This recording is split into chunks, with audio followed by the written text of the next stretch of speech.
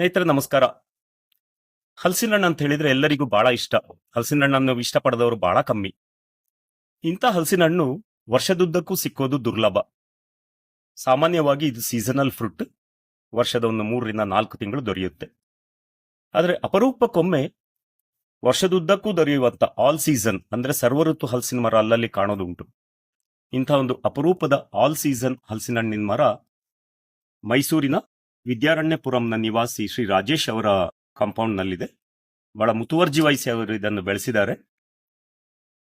ಈ ಒಂದು ಅಪರೂಪದ ಆಲ್ ಸೀಸನ್ ಹಲಸಿನ ಹಣ್ಣಿನ ಮರದ ಕುರಿತು ಒಂದು ವಿಡಿಯೋ ಇವತ್ತಿನ ವೈಡ್ ಆಂಗಲ್ನ ಎಪಿಸೋಡ್ನಲ್ಲಿ. ವೈಡ್ ಆಂಗಲ್ನ ಈ ಹೊಸ ಎಪಿಸೋಡ್ಗೆ ನಿಮಗೆ ಸ್ವಾಗತ ಗೆಳೆಯರೆ. ನಾನು Krishna Prasad.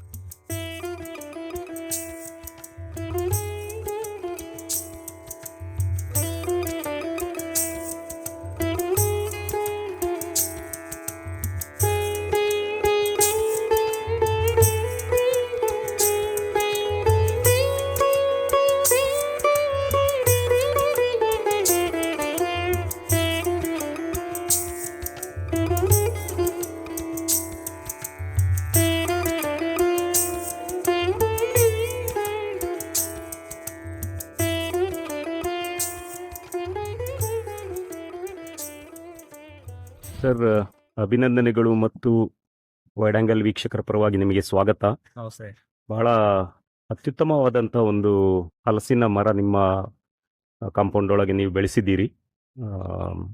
All season Jack fruit ಅಥವಾ ಸರ್ವಋತು ಹಲಸು. ಹೌದು. ಸ್ವಲ್ಪ ಈ ಹಲಸಿನ ಬಗ್ಗೆ ಮಾಹಿತಿ ಕೊಡಿ. ಇದು ಆಕ್ಚುಲಿ ನಮ್ಮ ಪೂರ್ವಿಕರ, ನಮ್ಮ ತಾಯಿ ಅಕ್ಕನ ತೋಟದಲ್ಲಿ ಇದ್ದದ್ದು. ಸುಮಾರು ಒಂದು 100 ವರ್ಷ ಹಳೆ ಗಿಡ. ನಾವು ಭದ್ರಾವತಿಲಿ ಕ್ವಾರ್ಟರ್ಸ್ ಅಲ್ಲಿ ಇದ್ವಿ. ಪೇರೆಂಟ್ಸ್ ಅಲ್ಲಿ ವರ್ಕ್ ಮಾಡ್ತಿದ್ರು. ರಿಟೈರ್ಡ್ ಆಗಿರೋ ಟೈಮಲ್ಲಿ ನಾವು ಇಲ್ಲಿ ಮೈಸೂರಿಗೆ ಶಿಫ್ಟ್ ಆದ್ವಿ. ಅಲ್ಲಿ ಆ ಹಣ್ಣು ಇದ್ದಿದ್ರಿಂದ ನಾವು ಕ್ವಾರ್ಟರ್ಸ್ ಅಲ್ಲಿ ಇದ್ದಿದ್ದ ಬೀಜನ ತಂದು ಇಲ್ಲಿ ಬಿತ್ತನೆ ಮಾಡಿದ್ದ. ಸೊ ಅಲ್ಲಿ ಏನು ಕ್ವಾಲಿಟಿ ಇತ್ತು ಸೇಮ್ ಅದೇ ಕ್ವಾಲಿಟಿ ಇಲ್ಲಿ ಕೂಡ ಬರ್ತಾರೆ. ಹೀಗೆ ವರ್ಷ ಪೂರ್ತಿ ಕಾಯಿ ಮತ್ತೆ ಹಣ್ಣಾಗಿ ಪರಿವರ್ತನೆ ಆಗುತ್ತೆ. ಇದು ಬೀಜದಿಂದ ಬಂದಂತ ಗಿಡನ ಇದು? ಹೌದು, ಬೀಜದಿಂದ. ಎಷ್ಟು ವರ್ಷ ಹಳೆಯ ಮರ ಇದು? ಇದು ನಾವು ಇಲ್ಲಿ ಹಾಕಿದಾಗ 88ನೇ ಇಸ್ವಿಲಿ ಹಾಕಿದ್ದು. ಓಕೆ, 1998. ಸೊ ಆ ಲೆಕ್ಕದಲ್ಲಿ ಸುಮಾರು ಹತ್ತತ್ರ ಒಂದು 36 ವರ್ಷದ ಮರ. ಓಕೆ, 9ನೇ ವರ್ಷದಿಂದ ಹೀಚ್ ಆಗ್ಲಿಕ್ಕೆ ಸ್ಟಾರ್ಟ್ ಆಯ್ತು. ಸೊ ಒಂದು ಒಳ್ಳೆ ನಮ್ಗೆ ಪ್ರೈಮ್ ಫ್ರೂಟ್ ಸಿಕ್ಕಿದ್ದು ಒಂದು ಮರಕ್ಕೆ ಒಂದು 12ನೇ ವಯಸ್ಸಿಗೆ. ಸುಮಾರು 12ನೇ ವರ್ಷದ ನಿಮಗೆ ಜಾಸ್ತಿ ಅಂದ್ರೆ ಇಳುವರಿ ಅಂತ ವರ್ಷ ಅದಕ್ಕೆ ಇಳುವರಿ. ಓಕೆ, ಈ ಮರದಲ್ಲಿ ಬುಡದಿಂದ ತಲೆವರೆಗೂ ಕೂಡ ಈ ಕಾಯಿಗಳು ಕಚ್ಚಿರೋದು ನೋಡೋದಿಕ್ಕೆ ಬಹಳ ಖುಷಿ ಆಗ್ತಾ ಇದೆ. ಸೊ ಇದ್ರದ್ದು ಕಲರ್ ಯಾವ ತರ ಇದೆ? ಕಲರ್ ಹಳದಿ ಬಣ್ಣ, ಸೊಳೆ. ಬಟ್ ತುಂಬಾ ಹಣ್ಣಾದಾಗ ನಿಮ್ಗೆ ಗಮ್ ಇರೋದಿಲ್ಲ, ಅಂದ್ರೆ ಅಂಟು ಇರೋದಿಲ್ಲ. ಬಟ್ ಹಣ್ಣಾಗಿದೆ ಅಂತ ಹೆಂಗೆ ಅಂದ್ರೆ ಹಣ್ಣು ಗಿಡದಲ್ಲೇ ಬಿರಿಬೇಕು, ಆವಾಗ ಅದ್ರದ್ದು ಕ್ವಾಲಿಟಿ ಚೆನ್ನಾಗಿರುತ್ತೆ. ಮುಂಚೆ ತೆಗೆದ್ರೆ ಅದು ಹಪ್ಪಳ ಅಥವಾ ಪದಾರ್ಥ ಮಾಡ್ಲಿಕ್ಕೆ ಯೋಗ್ಯ ಇರುತ್ತೆ. ನಾನಿಲ್ಲಿ ಮರದ ಬುಡದಲ್ಲಿ ನಿತ್ರೆ ಹಲಸಿನ ಹಣ್ಣಿದ್ದು ಪರಿಮಳ ಮೂಗಿಗೆ ಅಡರ್ತಾ ಇದೆ. ಬಹಳ ಸ್ವೀಟ್ ಸ್ಮೆಲ್. ಟೇಸ್ಟ್ ಹೇಗಿದೆ ಸರ್ ಇದು ಮರದ ಹಣ್ಣಿದ್ದು? ತುಂಬಾ ಸಿಹಿ ಅಂತಲ್ಲ, ಬಟ್ ತುಂಬಾ ಎಲ್ಲಾರ್ಗು ಹಿಡ್ಸೋ ಮಟ್ಟಕ್ಕೆ ಒಂದು ಇದಿದೆ. ಸ್ವಾದ ಕೂಡ ಮತ್ತೆ ಸ್ವೀಟ್ನೆಸ್ ಅಂತ ಹೇಳ್ತೀವಲ್ಲ ಅದು. ಬಟ್ ಏನಂದ್ರೆ ಮಳೆಗಾಲದಲ್ಲಿ ಸ್ವಲ್ಪ ಸ್ವೀಟ್ನೆಸ್ ಕಮ್ಮಿ ಆಗುತ್ತೆ. ಬೇಸಿಗೆ ಕಾಲದಲ್ಲಿ ಬಲ್ತಿದ್ದು ಮತ್ತೆ ಈಗ ಚಳಿಗಾಲದಲ್ಲಿ ಬರ್ತಕ್ಕಂತ ಇದಕ್ಕೂ ಈಗ ಚೆನ್ನಾಗಿರುತ್ತೆ. ಮತ್ತೆ ಈಗ ಮಳೆಗಾಲದಲ್ಲಿ ಸ್ವಲ್ಪ ನೀರು ಕುಡಿಯೋದು ಸಾಮಾನ್ಯ, ಅದು ಎಲ್ಲಾ ಕಡೆ ಕೂಡ. ನಾವೇನ್ ಮಾಡ್ತೀವಿ ಆ ಟೈಮಲ್ಲಿ ಜಾಸ್ತಿ ಅಡಿಗೆಗೆ ಪದಾರ್ಥಕ್ಕೆ ಕಾಯಿ ಪಲ್ಯ ಮತ್ತೆ ಸಾಂಬಾರು ಮಾಡ್ಲಿಕ್ಕೆ ಯೂಸ್ ಮಾಡ್ತೀವಿ. ನವೆಂಬರ್ ಇಂದ ಮತ್ತೆ ಫೆಬ್ರವರಿ ತನಕ ಹಣ್ಣು ಚೆನ್ನಾಗಿರುತ್ತೆ. ಓಕೆ ಸರ್, ಇದನ್ನ ಬೆಳೆಸ್ಬೇಕಾದ್ರೆ ನೀವು ಏನು ಅದಕ್ಕೆ ಆರೈಕೆ ಮಾಡಿದ್ರಿ?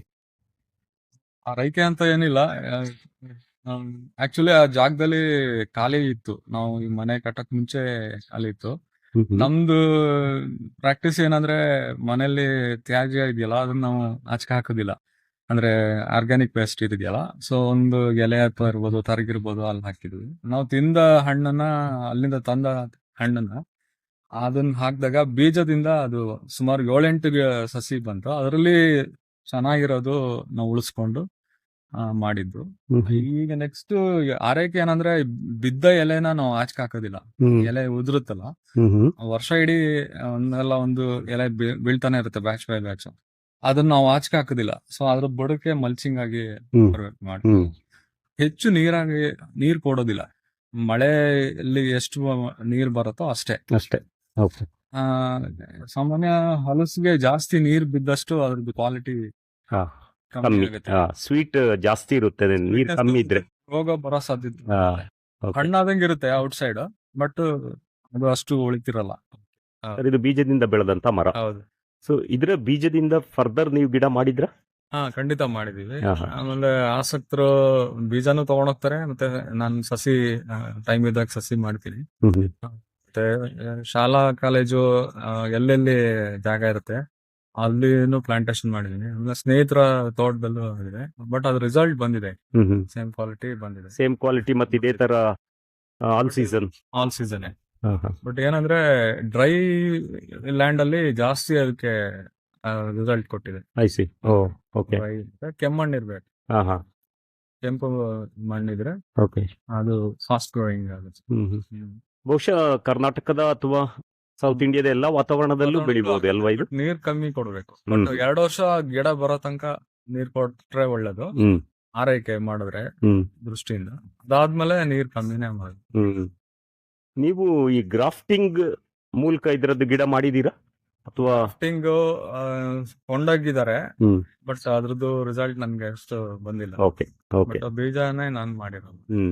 ನೀವು ಬಹುಶಃ ಬೀಜದಿಂದನೇ ಪುನರುತ್ಪಾದನೆ ಆಗುವ ಒಂದು ಮಾಡಿದ್ರೆ ಒಳ್ಳೇದು. ಪ್ರಕ್ರಿಯೆ ಬಗ್ಗೆನೇ ನೀವು ಆಸಕ್ತಿ ಹೌದು. ಇಟ್ಕೊಂಡಿದ್ದೀರಿ ಹೌದು. ಅಲ್ವಾ? ಹೌದು. ಓಕೆ. ಸೊ ಸ್ವಲ್ಪ ಲೇಟ್ ಆಗ್ಬೋದು ಅನ್ನೋದು ಬಿಟ್ರೆ ಲೇಟ್ ಆಗ್ಬೋದು, ಬಟ್ ಲಾಂಗ್ ಲಾಸ್ಟಿಂಗ್. ಬಟ್ ಏನೇ ಒಂದ್ ಗಿಡ ಬೆಳೀರಿ, ಮರ ಬೆಳೆಸಿ ಅಂತ ಅಂದ್ರುನು, ಸೊ ಅದರಿಂದ ಬರೀ ಉಪಯೋಗಕ್ಕೆ ಅಷ್ಟೇ ಅಲ್ಲ, ಪರಿಸರಕ್ಕೂ ಕಾಣಿಕೆ ಆಗಿ ಯಾವ್ದೋ ಒಂದ್ ಬೇರೆ ಮರ ಹಾಕೋ ಬದಲು ಇದನ್ನ ಹಾಕ್ಬೋದು. ಗಾರ್ಡನ್ ಸ್ಪೇಸ್ ಅಲ್ಲಿ, ಪಾರ್ಕ್ ಅಲ್ಲಿ ಆತರ ಹಾಕ್ಬೋದು. ಆಸಕ್ತರು ಇದ್ರ ಬೀಜ ಬೇಕು ಅಂತ ಕೇಳಿದ್ರೆ ನೀವು ಕೊಡ್ಲಿಕ್ಕೆ ರೆಡಿ ಇದ್ದೀರಾ? ಕಳಿಸ್ಕೊಡ್ತೀನಿ. ತಾಯಿ ಮರದ ಬಗ್ಗೆ ನೀವು ಹೇಳಿದ್ರಿ, ಸ್ವಲ್ಪ ಇದ್ರ ಬಗ್ಗೆ ಸ್ವಲ್ಪ. ತಾಯಿಯ ಅಕ್ಕನ ತೋಟದಿಂದ ತಂದದ್ದು. ಸೊ ಆ ಮರಕ್ಕೆ ಈಗ ಒಂದು 100-120 ವರ್ಷ ಆಗಿದೆ. ಬಟ್ ಇದ್ರ ಅಂದ್ರೆ ಇದರ ಅಜ್ಜಿ ಮರಕ್ಕೆ, ಬಟ್ ನಾವು ಭದ್ರಾವತಿಲಿ ಇದ್ದಿದ್ ಮರ ಆಲ್ಮೋಸ್ಟ್ 70 ವರ್ಷದ್ದು ಅಂತ ಇಟ್ಕೋಬಹುದು. Okay. 70 ವರ್ಷದ ಮರ ಅಂತ So, ಇಟ್ಕೋಬಹುದು. ಆ ದೃಷ್ಟಿಯಲ್ಲಿ ಇದು 3ನೇ ಪೀಳಿಗೆಯ ಮರ ಇದು. ಪೀಳಿಗೆ. ಇದಕ್ಕೆ ಸುಮಾರು 36 ವರ್ಷ. ಓಕೆ. ಸೊ ಪ್ರತಿ ವರ್ಷನೂ ನಿಮಗೆ ಇದೇ ತರದ ಇಳುವರಿ ಸಿಗ್ತಾ ಇದೆ ಅಲ್ವಾ? ಕನ್ಸಿಸ್ಟೆಂಟ್ ಆಗಿ ಇದೇ ತರ ಇದೆ. ಸರಿ, ಈಗ ಮೈಸೂರಿನ ಕೆಲವು ಏರಿಯಾದಲ್ಲಿ ಕೋತಿಗಳ ಕಾಟ ಇದೆ. ಹೌದು. ನಿಮ್ಮ ಏರಿಯಾದಲ್ಲೂ ಕೂಡ ಕೋತಿಗಳು ಬಂದು ಇದನ್ನ ಟೇಸ್ಟ್ ಖಂಡಿತ ಮಾಡೋದಿದೆಯಾ? ಬರುತ್ತೆ. ಅದು ಹಣ್ಣಾದಾಗ ಖಂಡಿತ ಬರುತ್ತೆ. ಬಟ್ ಒಂದು ವಿಶೇಷ ಏನಂದ್ರೆ, ಅದು ಹಣ್ಣಾಗಿದ್ ಮಾತ್ರ ತಿಂದು ತನಗೆ ಎಷ್ಟು ಬೇಕೋ ಅಷ್ಟು ತಿಂದು ಮಿಕ್ಕಿದ್ದು ಏನು ಡ್ಯಾಮೇಜ್ ಮಾಡ್ದಲೇ ಹೋಗ್ತವೆ. ಅದು ಒಂದು ಮನುಷ್ಯರು ಕಲಿಬೇಕಾದಂತ ಒಂದು ಇದು. ಯಾಕಂದ್ರೆ ನಮ್ಗೆ ಗೊತ್ತೇ ಆಗೋದಿಲ್ಲ ಹಣ್ಣಾಗಿದೆಯೋ ಅಥವಾ ಈಚೋ ಇನ್ನೂ ಒಂದು 10 ದಿವಸ ಇರ್ಬೇಕು. ಬಟ್ ಆ ಕೋತಿಗೆ ಅರೋಮದಿಂದ ಯಾವ್ದು ಬೇಕೋ ಅದ್ ಮಾತ್ರ ತನಗೆ ಎಷ್ಟು ಬೇಕೋ ಅಷ್ಟು ಮಾತ್ರ ತಿಂದು ಇದ್ ಮಾಡುತ್ತೆ. ಈವನ್ ಅಳಿಲು ಕೂಡ ಅಷ್ಟೇ. ಮತ್ತೆ ಕೆಲವು ಹಕ್ಕಿ ಅದಕ್ಕೂ ಆಹಾರ ಆಗುತ್ತೆ. ಬಟ್ ಅಗತ್ಯಕ್ಕಿಂತ ಜಾಸ್ತಿ ಬಂದಾಗ ನಮ್ಗೆ ಎಷ್ಟು ಬೇಕೋ ಅಷ್ಟು ನಾವು ತಗೊಂಡು ಮಿಕ್ಕಿದ್ದು ಅವಕ್ಕೂ ಕೊಡ್ಬೇಕು ಅನ್ನೋ ಒಂದು ದೃಷ್ಟಿಕೋನದಿಂದ ನಾವು ಕೆಲವು ಮೇಲ್ಗಡೆ ಬರೋದು ಕೀಳೋದೇ ಇಲ್ಲ ಆತರ. ಸೊ ನಿಮ್ಮ ಈ ಒಂದು ಮರದಲ್ಲಿ ಹೆಜ್ಜೆನಿಂದ ಒಂದು ಗೂಡು ನೋಡ್ತಾ ಇದ್ದೀನಿ. ಹೌದು. ಇದೇನು ನಿಮಗೆ ಹಲಸಿನ ಹಣ್ಣು ಕೊಯ್ಯುವಾಗ ಎಲ್ಲ ಸ್ವಲ್ಪ ತೊಂದರೆ ಆಗ್ಲಿಲ್ವಾ ಇದರಿಂದ? ಇಲ್ಲ ಸರ್, ನಮ್ಗೆ ಅದಕ್ಕೆ ತೊಂದರೆ ಕೊಟ್ರೆ ನಮಗೂ ತೊಂದರೆ ಕೊಡುತ್ತೆ. ಸೊ ಅದ್ರ ಸಾಹಸಕ್ಕೆ ಹೋಗಿಲ್ಲ. ನೀವು ಅದ್ರ ಸಾಹಸಕ್ಕೆ ಹೋಗಿಲ್ಲ. ಹೌದು. ಸರ್, ಆಮೇಲೆ ನಾನು ನೋಡ್ತಾ ಇದ್ದೀನಿ ಇಲ್ಲಿ ಎಲ್ಲೆಲ್ಲಿ ಜಾಗ ಇದೆ ಅಲ್ಲೆಲ್ಲ ನೀವು ಗಿಡಗಳನ್ನ ಬೆಳೆಸಿದ್ದೀರಿ. ಬಹಳ ದೊಡ್ಡ ಮಟ್ಟದ ಕಲೆಕ್ಷನ್ ನಿಮ್ಮ ಹತ್ರ ಇದೆ. ತರಾವರಿಯ ದೇಶಿ ಮತ್ತು ಹೊರದೇಶದ ಗಿಡಗಳದ್ದು ಕಲೆಕ್ಷನ್ ನೀವು ಇಟ್ಕೊಂಡಿದ್ದೀರಿ. ಏನ್ ನಿಮ್ಮ ಹಾಬಿ ಏನ್ ಸರ್ ಇದು? ಹಾಬಿ ಅಂದ್ರೆ ಅದೇ, ಈಗ ಕಲೆಕ್ಷನ್ ಆಫ್ ಫೋಲಿಯೇಜ್ ಪ್ಲಾಂಟ್ಸ್ ಅಂತ. ಹಾ ಹಾ. ವೃತ್ತಿಯಲ್ಲಿ ನೀವೇನ್ ಮಾಡ್ತೀರಿ ಸರ್? ವೃತ್ತಿಯಲ್ಲಿ ನಾನು ಸೆಲ್ಫ್ ಎಂಪ್ಲಾಯ್ಡ್. ಅಂದ್ರೆ ನಾನು ಓದಿದ್ದು ಕಂಪ್ಯೂಟರ್ ಸೈನ್ಸ್ ಆದ್ರೂ ಕೂಡ ನಾನು ಕೆಲಸದಲ್ಲಿ ಪಬ್ಲಿಕೇಶನ್ ಮತ್ತೆ ಡಿಸೈನಿಂಗ್ ಇದರಲ್ಲಿ. ಸೊ ಏನು ತೋಟಗಾರಿಕೆ ಅನ್ನೋದು ನಿಮ್ಮ ಹವ್ಯಾಸ? ಹೌದು ಸರ್, ಹೌದು. ಓಕೆ. ಅನಂತರ coming back to jackfruit, okay. ಈ ಹಲಸಿನ ಸೈಜ್ ಸುಮಾರು ಏನೋ ಸಣ್ಣದು ಅಂತ ಅನ್ನಿಸ್ತಾ ಇದೆ ನನಗೆ. ಇದು ಇಷ್ಟೊಂದು ಕಾಯಿ ಬಿಡೋದ್ರಿಂದ ಗಾತ್ರ ಚಿಕ್ಕದಿದೆಯಾ? ಅದು ಇರ್ಬೋದು, ಬಟ್ ಪ್ರಕೃತಿಲಿ ಪ್ರತಿಯೊಂದು ಅದರದೇ ಆದಂತ ಹ್ಮ್. ಇದಿರುತ್ತೆ ರೂಪ. ಹ್ಮ್ ಬಟ್ ನೀವು ಒಂದು ಅಬ್ಸರ್ವ್ ಮಾಡ್ಬೋದು, ಹ್ಮ್. ಸರ್ವ ಋತು ಅಂತ ಹೇಳೋದಕ್ಕೆ ಹ್ಮ್. ಆ ಸಣ್ಣ ಸೈಜ್ ಕಾಯಿ ಹೀಚೋದು, ಹಾ. ಹಣ್ಣಾಗಿರೋದು ಲಾಸ್ಟ್ ಸೀಸನ್ ಅಲ್ಲಿ ಹೂವಾಗಿ ಹೀಚಾಗಿ ಮತ್ತೆ ಬಲ್ತಿರೋದು. ಓಕೆ. ಸೊ ಇದು ಒಟ್ಟಿಗೆ ಬೆಳೆಯೋದಿರ ಕೊಡದೇ ಇರೋದ್ರಿಂದ ಹ್ಮ್. ನಿಮ್ಗೆ ಆತರ ಏರುಪೇರು ಕಾಣ್ತಾ ಇದೆ. ಹಾ. ಓಕೆ. ಸಣ್ಣ ದೊಡ್ಡದು ಆತರ ಕಾಣ್ತಾ ಓಕೆ. ಇದೆ. ಸೊ ಸುಮಾರಾಗಿ ಇದರಲ್ಲಿ ದೊಡ್ಡ ಗಾತ್ರದಿಂದ ಎಷ್ಟು ಕೆಜಿ ಸರಿ, ತೂಕದ್ ಬಂದಿರ್ಬೋದು? 6 kg ಇಂದ ಹ್ಮ್. 11 kg ತನಕ ನಾನು ಅಳ್ದಿದ್ದೀನಿ. ಹೌದು. ಮಿನಿಮಮ್ 6 kg ಬರುತ್ತೆ ಸರ್. ಸರಿ. ಹ್ಮ್. ಇಷ್ಟೊಂದು ಕಾಯಿ ನೀವೇನ್ ಮಾಡ್ತೀರಾ ಸರ್? ಇದನ್ನ ಸೇಲ್ಸ್ ಏನಾದ್ರು ಮಾಡ್ತೀರಾ? ಸದ್ಯಕ್ಕೆ ಸೇಲ್ಸ್ ಏನಿಲ್ಲ ಸರ್. ನಂಗೆ ಅದೇ ಮಿತ್ರ ಬಳಗ ಮತ್ತೆ ಪರಿವಾರದವರು ಅವ್ರಿಗೆ ಹಂಚ್ತೀನಿ. ಸೇಲ್ಸ್ ಏನು ಮಾಡ್ತಾ ಇಲ್ಲ. ಓಕೆ. ಸರ್, ಈ ಒಂದು ಸರ್ವಋತು ಹಲಸಿನ ಬಗ್ಗೆ ಅತ್ಯಂತ ಅಮೂಲ್ಯವಾದ ಮಾಹಿತಿಯನ್ನು ನಮಗೆ ಕೊಟ್ಟಿದ್ದೀರಿ. ವೈಡ್ ಆಂಗಲ್ ವೀಕ್ಷಕರ ಪರವಾಗಿ ನಿಮಗೆ ಧನ್ಯವಾದಗಳು, ಅಭಿನಂದನೆಗಳು. ಇಂಥ ಒಂದು ಆಲ್ ಸೀಸನ್ ಹಲಸನ್ನು ನೀವು ಇಲ್ಲಿ ನೆಟ್ಟು ಪೋಷಿಸ್ತಾ ಇರೋದು. Thank you sir. ಬಟ್ ಇದ್ರದ್ದು ನೆರೆಹೊರೆಯ ಅವರ ಸಹಕಾರದಿಂದನೂ ಇದು ಒಂದು ಇದಾಗಿದೆ ಅಂತ Okay. ಹೇಳಲಿಕ್ಕೆ ಇಚ್ಛೆ ಪಡ್ತೀನಿ. ಸೊ ಖಂಡಿತ ಒಂದು ಸಿಟಿಯಲ್ಲಿ ಇಂಥ ಒಂದು ಮರ ಬೆಳೆಸಬೇಕಾದ್ರೆ ನೆರೆಹೊರೆಯವರ ಸಹಕಾರ ಮತ್ತೆ ಕೂಡ ಅವರ ಒಂದು ಇದು ಬೇಕಾಗುತ್ತೆ. ಮುಖ್ಯವಾಗಿರುತ್ತೆ ಹೌದು. ಅಲ್ವಾ? ಸೊ ಅವರಿಗೂ ಕೂಡ ಧನ್ಯವಾದಗಳು ನಮ್ಮ ವೈಡ್ ಆಂಗಲ್ ವೀಕ್ಷಕರ ಪರವಾಗಿ.